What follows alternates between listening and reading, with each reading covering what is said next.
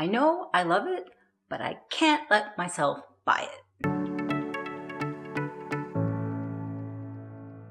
Hello, welcome back to Classics with a Quirk, where we talk about contemporary and luxury designer items and brands with a touch of silliness.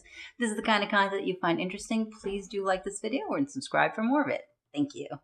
I've seen videos like this around before, which are like items I love but I will not buy, and here's why. And I want to talk a little bit about an item that I really do like, and I've been looking at it for a long time. It was actually one of the first luxury items that I ever considered buying, and then why I can't buy it and never will buy it. I shouldn't let myself buy it ever for these reasons, but also talk a little bit about dupes and why they can sometimes be good.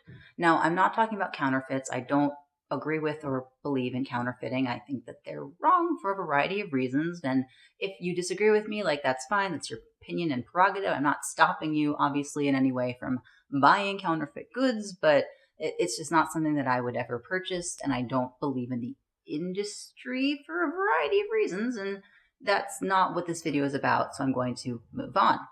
In terms of the item that I'm talking about, it would be the Louis Vuitton Agenda. The GM is too big for me, but the PM and the MM, specifically the PM, especially in the designs that it can come in, was something that I was interested in pretty much when I started my luxury journey. Like, that was one of the first things that I considered buying from Louis Vuitton was an Agenda PM. This makes a lot of sense because, as you might know if you've watched like any of my videos, I'm a huge notebook person. I make lists, I write down ideas, I write down thoughts, I write down days. I have an agenda too that is a planner that I handwrite all of my to-do stuff lists and everything, because I still haven't managed to figure out how to do that on my phone in a way that I like or that is useful to me. So hard copy is just a way that things work for me really well. So I'm a big write down things in paper items person. And the Louis Vuitton Agenda seemed perfect for that for me because I would use it all the time. So I get a lot of use out of it. The cost per wear or use would be like pennies on the dollar.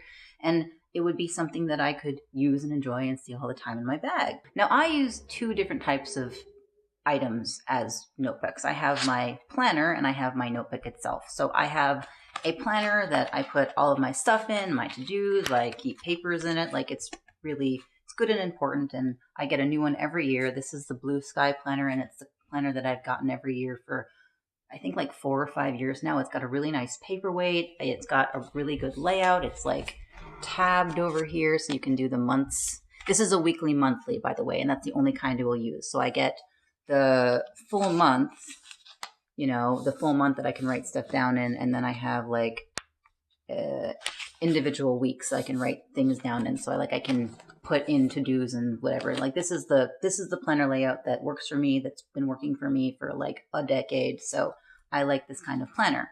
Notebook. This is the kind of notebook I like. I want like a medium sized one. I don't love the really big ones or the really thick ones, and I prefer a harder cover because it means that they're sturdier. I don't really care whether or not this thing exists. This just happens to have, I need a nice paperweight because I am a nerd, and the paperweight and the paper feel really makes a difference to me. So this is a green room book, and this is a really good size. It's got a really nice paperweight and feel, and pencils and pens write really well on it. So I really like the size. I haven't been able to find any more of this style in green room. I found a couple of ones that are like of a slightly similar size, but they are bigger. This was a back to school buy back in back to school time, like not my back to school time, but the general back to school time. I think green room is Target specific. I'm not sure, but I've only been able to find it in Target and like occasionally TJ Maxx, so I don't know, but really recommend their products. They're great products, good quality. They're also big on sustainability, so they're recyclable, whatever. Here's the big thing. This notebook and my planner, you might notice a similarity with them, and that is the spiral bound.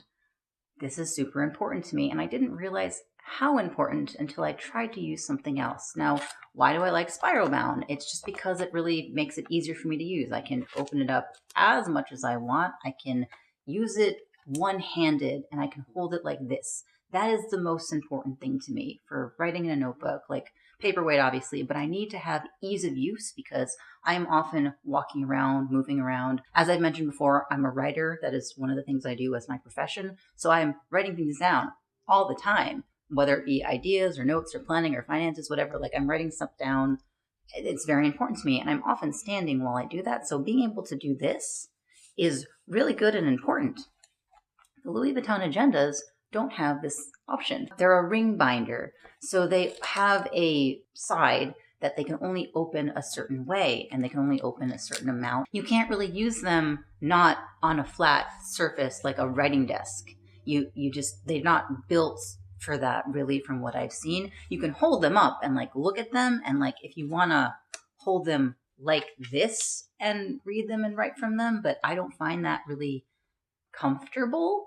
And comfort obviously is key, especially if you're writing a lot, because otherwise your hand gets really tired and cramped and it hurts, and I have hand problems as it is, so no thank you. But I wanted to give them a try. I've gone to the store several times to like look at them and compare the sizes, and the MM I thought would be really good for a planner, and the PM would be really good as like a journaling notebook. And I looked at them so often, and I almost actually bought them a couple of times, especially because you can find them pre-loved in like the Murakami styles and in other styles, and I really like these things. But before I made the purchase and before I like went all in, I figured, you know what? The thing that's holding me back is the binding. I might as well try it in a different type of notebook and see how I do. And so I did. I happen to have people give me notebooks, or I acquire them somehow. So I happen to have these two notebooks. That this is approximately the MM size actually, and this is approximately the PM size, and both of them have the non-spiral like one side bindings. So you only can open them about as much as you can open the Louis Vuitton agendas, and they don't, you can't turn them around all the way because they're just not built to do that. They open this way, and again, you can write like this if you so just choose and desire, but it's not like that's what you got. And I wanted to see, like, can I do this? Would that work for me? And I started with the small one, and the small one actually has something similar to the clasp of the Louis Vuitton agenda, because the Louis Vuitton agenda has like that snap on the side to keep it closed, which looks very nice, even if people complain about the button tarnishing, which is a valid complaint. Louis Vuitton buttons do have that issue. But I found, first of all, that this thing like got in the way a lot. Like I'm writing and like my hand would bump into it. And the Louis Vuitton agenda, that this is stiffer and it curves in, and it's got the metal button on it. So it's even more of an in the way part of the notebook. And just writing stuff like this wasn't as easy for me. It wasn't as fluid. It was kind of annoying, and I could do it, but I didn't like it. I didn't like the inability to just flip the thing around and do this. I don't know why, but this versus this was much less comfortable to do, much less convenient. And partially it was because I had to hold it open, obviously, like this. Whereas with this one, I can just like, it's easier. And then with the larger one, it was even harder to use because it's so big and bulky. So holding it open, like it was not comfortable for my hand. It was heavy, and it just wasn't as convenient at all to write on. I know that some people are very for the bound spine, and like, that is fine, power to you. They're just not for me. And if this works for you, then the Louis Vuitton agendas might work for you awesome. And I know for a fact that they work awesome for so many people, and I wanted them to work for me too, but they would not, alas, and there's no point in me spending several $100s to buy something that wouldn't work for me, even if it was pretty. Sometimes logic just has to, override the desire. Sometimes it's just gotta happen. That's just how it has to work. And this got me thinking a little bit about dupes and why dupes can be very useful to some people. Like, obviously, if I hadn't tried out the bound book style, I would have possibly gotten the Agenda PM and then tried to use it and then found out that it wouldn't work for me.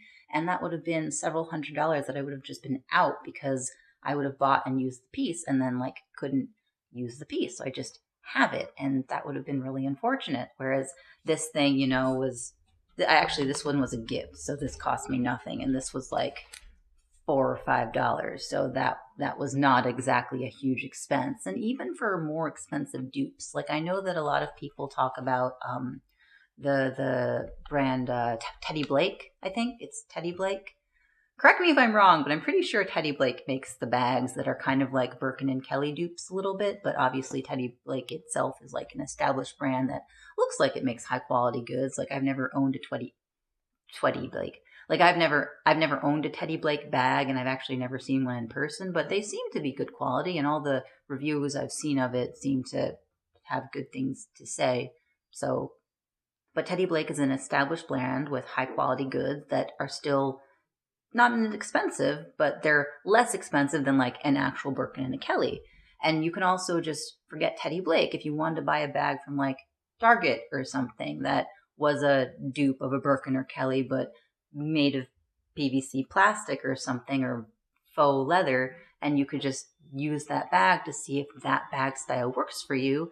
That's a $20, $30, $50 purchase instead of a thousands of dollars purchase, and then you could see whether or not you actually like the Birkin 25 size the way that it is with the top handle, as opposed to buying a Birkin 25 and then finding out that the style just doesn't work for you because it's too small or it's weirdly shaped or whatever the reason is. Dupes can be very useful for that reason. They can be a way to find out whether or not a piece works for you before you spend the X amount of money to take the real plunge in buying the expensive good. And this is true for anything. Like obviously it's true for bags, it's true for notebooks, it's even true for jewelry. Like if you want to buy some diamond studs, you might as well buy some cubic zirconias first in the same like style and size to see if that like suits you, or if you like it. That makes sense to do so, to try something out before you buy it in a way that you can't with a really expensive luxury good. Now, I don't know exactly how to feel on dupes that are almost exactly the item, just with a different sort of branding. Like, I think Teddy Blake actually at one point made a Birkin dupe that was basically the Birkin, except that instead of Hermes Paris stamped on it, it had like the Teddy Blake logo on it, which I'm not sure like how close that comes to being a dupe versus like out and out copying. Obviously nobody can like truly say that you aren't allowed to make like a shape of bag style, because like a flat bag, like a Chanel flat bag, you know, flat bags are not solely Chanel's property. A classic double flap with the chain detailing, like Chanel can't say you're not allowed to make double flat bags with chain detailing. They can't. It's not a thing that you can patent. Kind of like how you can't like patent swimming strokes. You can't patent a freestyle. Like everybody does a freestyle. People might do it in different ways or call it different things. And you might be able to patent that way and how you call it. Like you can't sell a Chanel classic double flap branded Chanel that isn't made by Chanel. That is a counterfeit. But you could sell something that looks very much like a classic double flap with slightly different and probably lesser quality materials that isn't branded Chanel, and then just call it like classic flap bag in black with silver hardware made by X company that isn't Chanel, with no Chanel actual double C's on it. They're just like circles. I've seen that. I've seen those in like TJ Maxx for not very much money. They're just taking a style and duping it. And that is a controversial topic from what I've seen on YouTube, where people say like that is basically a counterfeit, you shouldn't. And then other people are saying, well, there's nothing wrong with buying a bag that doesn't have the branding but looks very similar to the bag. Why not? And I'm not exactly sure where I stand on this stance. I'd love to hear where you stand on this stance. Like, what do you think? How close can a dupe be before it becomes a counterfeit? Or can it be considered a counterfeit if it's everything but the label, the logo? Like, where do you stand on that? I'd be really interested to hear your opinion on this topic, or like your points.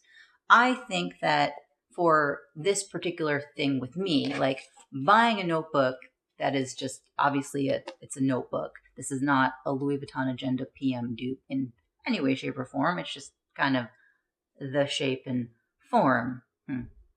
But you know what I mean? It's not, it doesn't look like it. It's not even a binder style, but it's still the general idea and shape enough that I could get an inkling on whether or not the PM or MM would actually work for me. And I determined that they wouldn't. Ultimately, I think that's where the good thing from dupes can come in. And obviously for some people, they like dupes because they want to get like kind of a certain style or look and not pay the thousands of dollars for the original piece that the thing is duping. You know, if a person really likes this style of top handle bag, maybe they want to get something from Target instead of something from Chanel. Or if they want something a little bit more higher end, maybe they'll get something from like Coach or Kate Spade as opposed to Dior or Louis Vuitton. As I mentioned in a previous video, I have the Cassie bag from Coach that is very much a dupe of the Pochette Matisse from Louis Vuitton. And there's no denying that. Some people talk about how it's more closely related to the Coach Court, which is like an original Coach bag, but like, no. The Coach and the Cassie have way less similarities than the Cassie and the Pochette Matisse. Like there's no arguing that. It's pretty obvious there. But it doesn't matter because Louis Vuitton can't say that they're the only ones who are allowed to make a bag of this size and shape. They aren't. They can say that you're not allowed to make it out of Louis Vuitton canvas, obviously, but they can't say that you can't make a leather bag with 3 compartments with a flap that has a strap and a top handle. Like they can't do that. I mean, they could try. I don't think that would work very well, but they could try. I don't think that they would, but they... Ultimately, my point is, if you're interested in buying a luxury item, a contemporary designer piece that is a dupe of that item, or even a regular thing that is enough of a dupe of that item could be very useful to you because it gives you the idea to test drive the piece that you ultimately want. And especially for something that costs Chanel money or Hermes money, that's pretty important, I feel. Like, I would be much more comfortable with the idea of buying, say, an Hermes Kelly if I had a dupe of the Hermes Kelly in the size that I was interested in to see whether or not that style and shape worked for me. And I think that that's fine. I think that that's okay. Like, again, Teddy Blake, the company, makes Kelly dupes and makes Birkin dupes. I feel like getting a Teddy Blake bag. Oh, this is not sponsored by Teddy Blake, by the way. Like, I have never talked to Teddy Blake. They haven't contacted me. Like, they don't know who I am. Like, that's nothing. No. Just saying, like, I know that Teddy Blake makes dupes of these bags. If I'm right about the Teddy Blake name being the Teddy Blake name. I just know that Teddy Blake makes dupes of these bags. Like, that's one of the things they do. They make dupes of Hermes things in Teddy Blake style.